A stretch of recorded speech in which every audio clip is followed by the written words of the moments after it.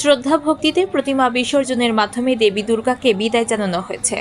বৃহস্পতিবার কক্সবাজার সমুদ্র সৈকতের লাবণী পয়েন্টে অনুষ্ঠিত হয়েছে দেশের সবচেয়ে বড় প্রতিমা বিসর্জন। দিনভর গুড়ি গুড়ি বৃষ্টি উপেক্ষা করে সেখানে ভিড় করেন হাজারো মানুষ।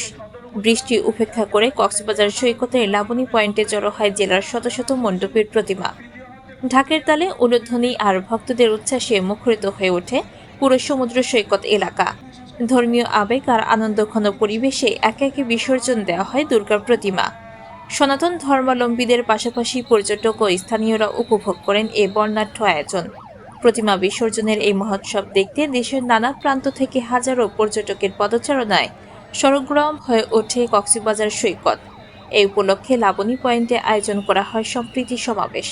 সেখানে উপস্থিত ছিলেন জেলা প্রশাসন, পুলিশ প্রশাসন, বিভিন্ন সামাজিক সাংস্কৃতিক সংগঠনের নেতৃবৃন্দ, রাজনৈতিক নেতৃবৃন্দ এবং হিন্দু সম্প্রদায়ের বিপুল সংখ্যক মানুষ। প্রতিমা বিসর্জন ঘিরে কক্সবাজার সমুদ্র সৈকতের লাবণী পয়েন্ট ও আশপাশের ছিল কঠোর নিরাপত্তার ব্যবস্থা। জেলা পুলিশ, ট্যুরিস্ট পুলিশ, র্যাব, সেনাবাহিনী এবং নৌবাহিনী ডুবুরি দল প্রস্তুত ছিল দুর্ঘটনা এড়াতে। ধর্মীয় উৎসব ঘিরে কক্সবাজার সমুদ্র সৈকতের লাবণী পয়েন্টে পরিণত হয় সম্প্রীতির মিলন মেলায়। আমাদের পুলিশ আপনাকে পরিষ্কার করে এই অনুষ্ঠান উপলক্ষে কথা বলতে চাচ্ছি যে এই মাঠে কেউ হিন্দু নয়, কেউ মুসলমান নয়, বৌদ্ধ খ্রিস্টান দেখার কোনো সুযোগ নাই।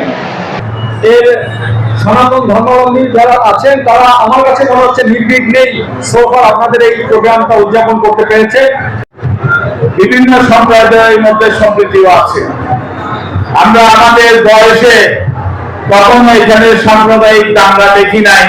রামুর একটা ঘটনা ছাড়া, বৌদ্ধদের একটা ঘটনা ছাড়া আমাদেরকে সর্বাত্মকভাবে একযোগে আমাদেরকে আপনার সহযোগিতা হয়েছে, যার কারণে আজকে আমরা এই অত্যন্ত আনন্দ ঘন মুহূর্তে আমরা পার করতে পারছি।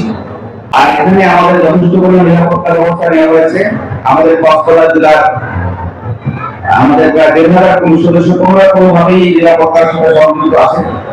জেলায় আমরা শারদীয় দুর্গোৎসব, যেটা আমাদের সংস্কৃতির অংশ, এটা একক কোনো ধর্মের না, হিন্দু, মুসলিম, বৌদ্ধ, খ্রিস্টান সকলে মিলে একসাথে যে অনুষ্ঠানটা আমরা উদযাপন করি, বাঙালির সংস্কৃতির অংশ হিসেবে অন্যান্য অনুষ্ঠানের সাথে ঠিক একই রকম ভাবে এই দুর্গাপূজাকে আমরা আজকে এই সমাপনী দিয়ে এসেছি।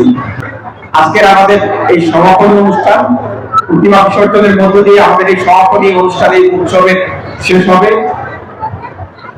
আমি এখানে রাজনৈতিক নেতৃবৃন্দ কক্সবাজারে যে সম্প্রীতির বন্ধন, যে উদাহরণ তারা সৃষ্টি করেছে, আমি প্রত্যাশা করব সামনের দিনে এই কক্সবাজার জেলাকে এগিয়ে নিয়ে যাওয়ার জন্য, উন্নয়নের জন্য প্রতিটি ক্ষেত্রে তারা সমানভাবে এগিয়ে আসবে।